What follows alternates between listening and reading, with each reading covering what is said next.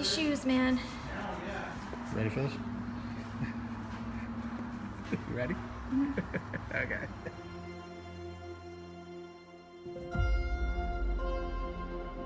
I've let go of what I considered a good life and a responsible life, and now I'm really pursuing crazy stuff. I knew as soon as I saw it that I needed to finish it for him.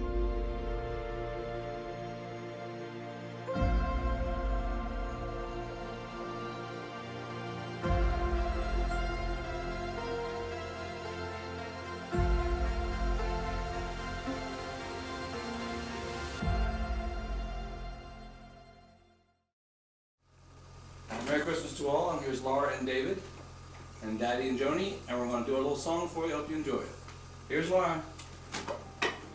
My dad's name is Mick Carney, Michael John Carney. He was the funniest person anyone had ever met. He was a beautiful singer, a salesman by day, also a writer, but he was dad to me, and the best one I could have hoped for. We were visiting my brother in Salem, Massachusetts when we found it. The top of the first page was things I would like to do in my lifetime in my dad's handwriting. The first item said, I would like to live a long, healthy life, at least to the year 2020. The last said he hoped to dance at his grandchildren's weddings. Both those goals were rendered impossible on August 8th, 2003, the day he was killed by a distracted driver. I said, I don't care if this gets published. I don't care if I finish the list. I don't care what anybody even thinks of it. I'm still going to do it because it matters to me. And even though I was still doing it for him, it was my list now.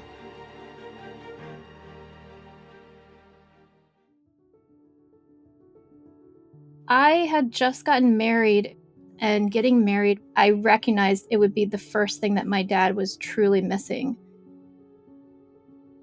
6 months after the wedding, we were visiting my younger brother, Dave, and that's when he showed us in his kitchen this list. We could tell that he had been working on it his whole life. It wasn't just a thing he wrote and then kind of like put aside, because my brother remembered when he checked off go to the World Series. He had checked off 5 of them, and then he marked one as having failed at, and that meant that out of the 60, there were 54 left.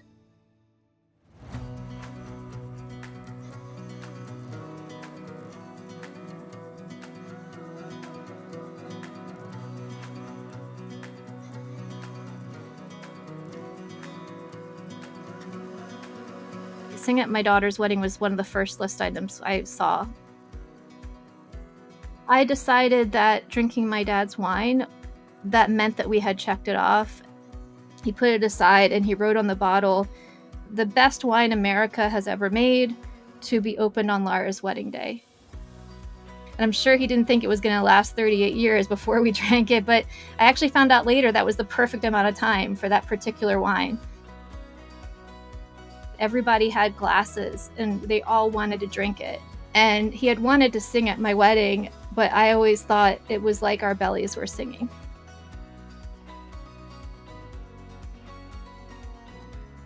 The first item I checked off was run 10 miles straight. I had actually found out that if you run for charity, the LA Marathon people will let you do it relay style. My best friend, Kelly, who lives in LA, she decided that she would train and do half of the race with me.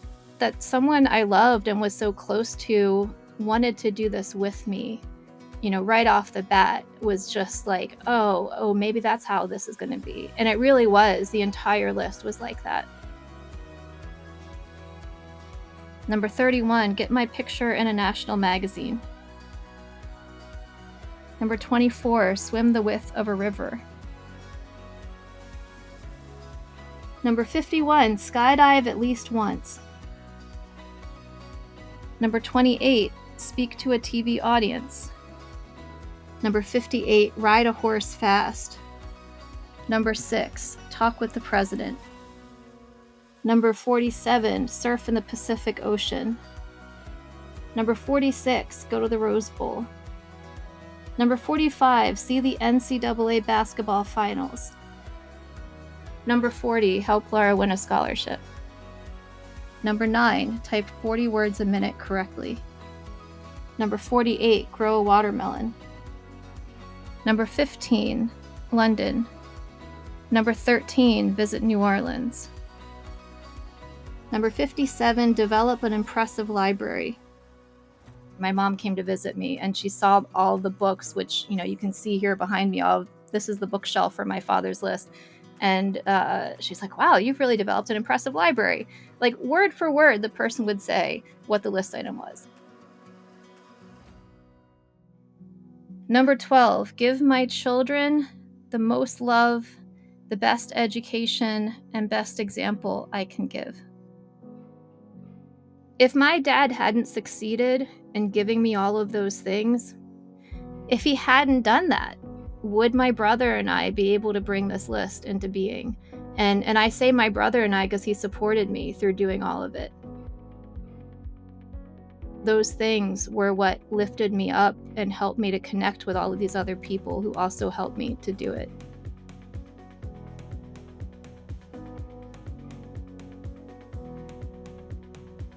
I ended up losing my job in year 2.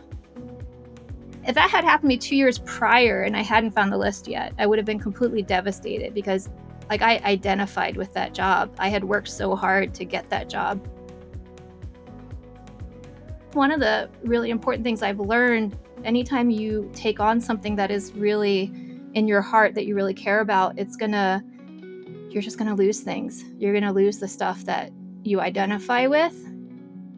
And if you can make a choice to keep going with something, even when it feels like crap, and even when you don't know who you are anymore, that's the magic moment.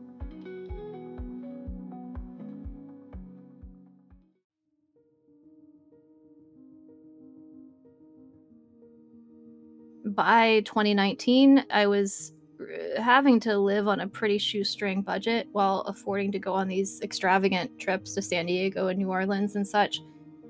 And one day I told my husband, I don't know how I'm going to provide a comfortable standard of living for my family off. And he said he was the happiest he had ever been in our relationship because we were traveling so much, because we were going on so many adventures. And I was the one who had provided that.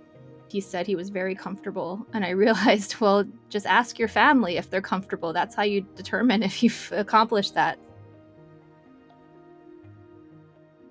I was fortunate in that my freelance career really took off. So that, going to the Super Bowl suddenly became easier for me to do. In year 3, I was like, this is my Monopoly Man phase, because I had learned how to sail by myself and I was going to the Super Bowl and I was posing in a tuxedo.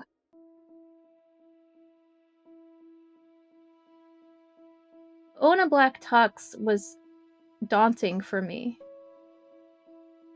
As part of trying to get to know my father as an adult, as a human being, I thought it was important to explore his gender identity, part of which was that he was a closeted crossdresser, but he also, anecdotally, I've been told, performed in drag and would sing at local clubs. And that was not part of his life that he ever shared with me.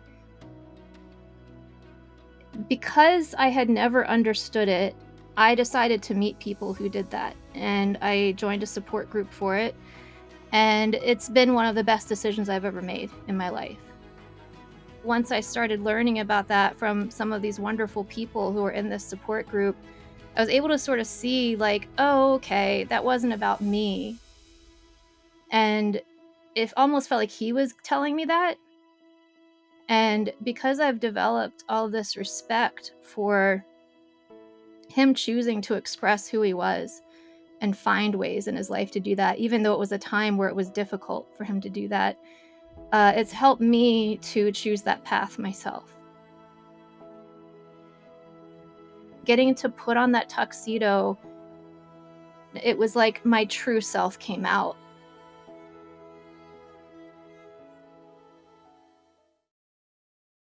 Number 36, have a 34-inch waist again.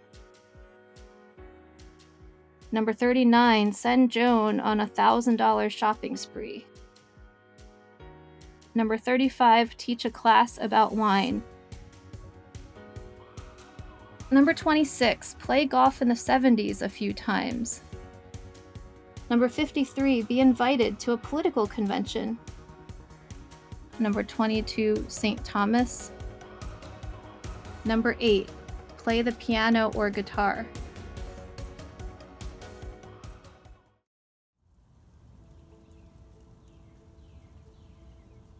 In 2020, the pandemic started. I was supposed to be done by now. And I heard my dad say while I was running, "This is for you." What he meant, I think, was even when you're going through a time in your life that's uncertain and scary, you can make something out of it. And I think a lot of people in the pandemic did do that. And that's what I did. I found ways all of a sudden to do list items that I never thought I'd be able to do. We started to run every single street in our town. And it took us about 2 months, but we eventually did it. And it gave us something really cool and fun to do every day. And I just thought, oh, I wouldn't ever do this if we weren't stuck at home. And then we took up camping. There was one night, it hit me all of a sudden. This is a large tent. And then it hit me, we just ran every street in our town. And I had been reading a lot about Native Americans at that time and like their concept of owning things. And I realized, well, technically we owned our land in that we covered all of it. We now own a large house because we have this large tent.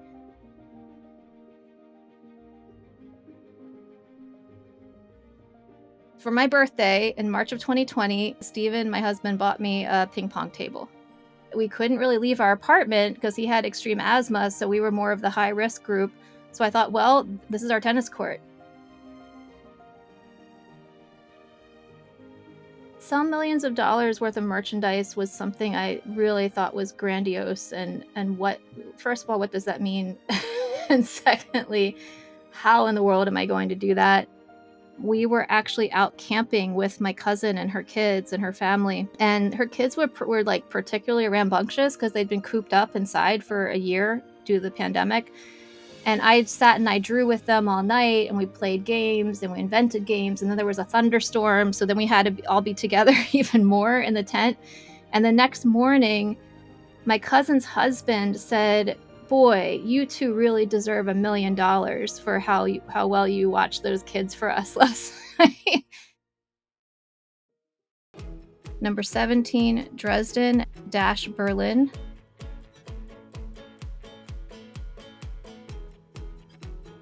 Number 16, Vienna. Number 25, beat a number 1 seeded tennis player in a tournament. Number 27, correspond with the Pope. Number 32, make money on the stock market. Number 34, drive a Corvette. Number 37, own a $200 suit. Number 49, own a wine cellar of fine wines. Number 50, plant an apple tree.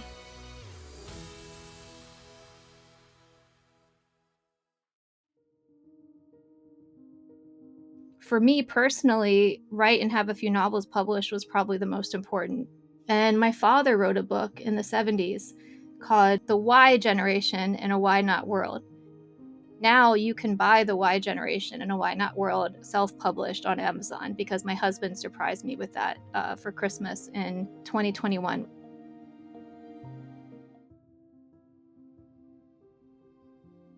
The final list item I checked off was have a few songs recorded.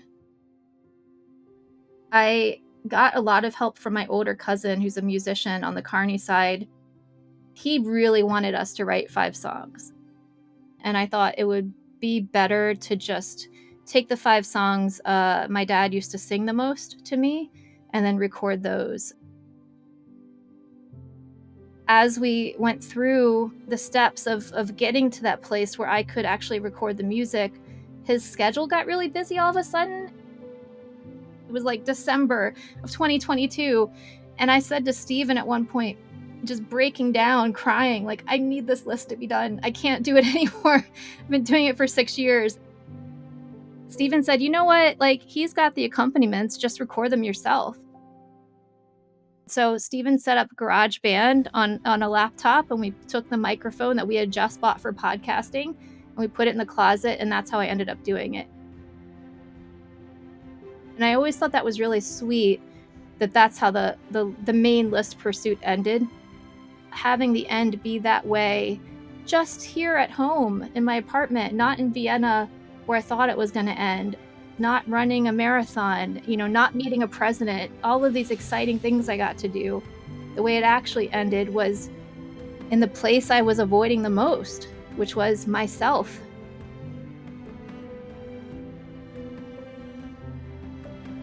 When I sang The Rainbow Connection, the lovers, the dreamers, and me, and it's something that I'm supposed to be, it was especially meaningful for me because I finally understood what those lyrics meant. And it's not about something you're supposed to do when it comes to finding your calling in life. It's about something you're supposed to be. And at that moment in time, I think I had finally become it.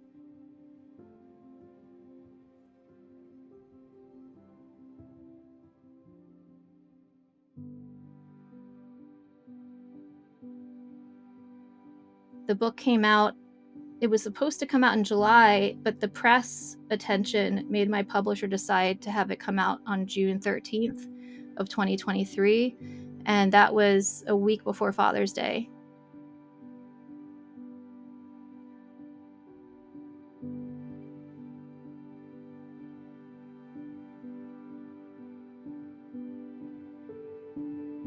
I was so afraid of going on this journey. And I don't know that I always emphasize that enough, just how truly terrified I was.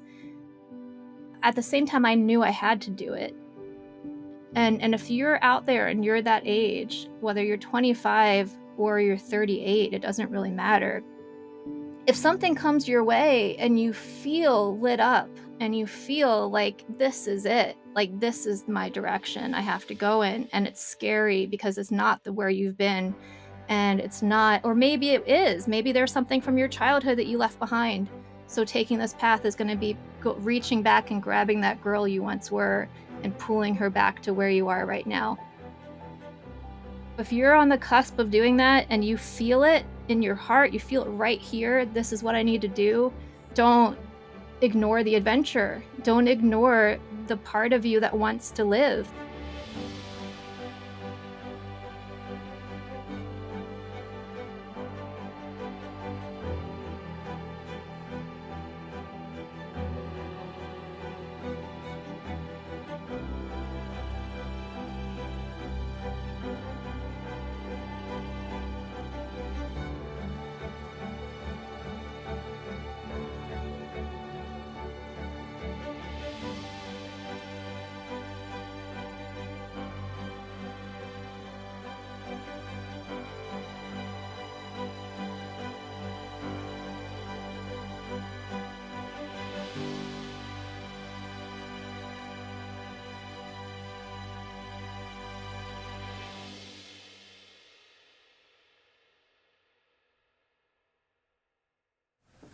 And that's all for now.